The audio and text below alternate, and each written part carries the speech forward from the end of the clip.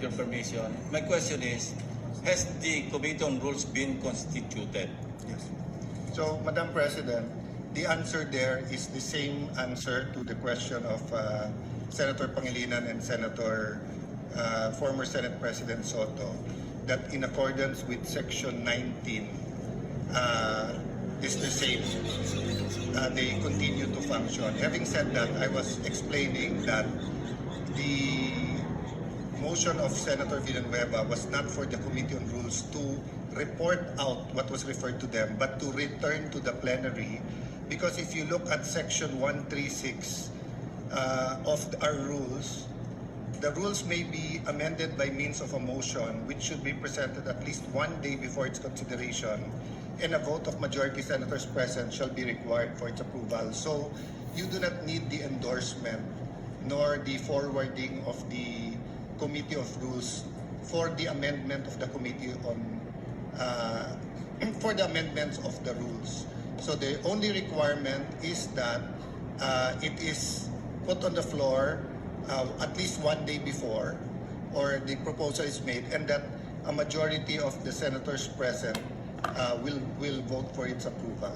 So I just wanted to clarify that, just so that we don't have any miscommunication that whether or not the Rules Committee met, who are the members, etc. Because right now that's irrelevant, because we have given back to the plenary the proposal.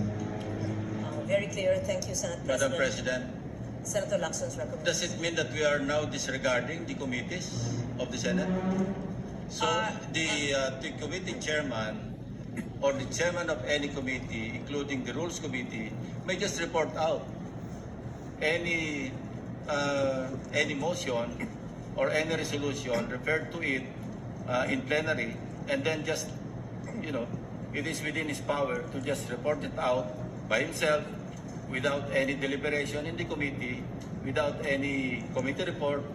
Is that the new rule now, Mr. President? Madam It is clearly... There's no new rule. I read the rule. Yes. Senator Lacson is referring to resolutions or motion. communications or anything referred to the Committee on Rules. We're talking about a motion to amend the rules. We had the option of taking it up, but since everyone asked for one more day, it was given to the Committee on Rules. The Committee on Rules has an option to take it up, but the acting majority leader or acting chairman of the committee gave it back to plenary, and the plenary is more, how do I put it? Supreme. Thank you, Senator Lacson, over the committee. So we didn't disregard the committee. It is our choice from the start whether we want to give it to the committee or not. So when we give it, so for example, I have a motion now to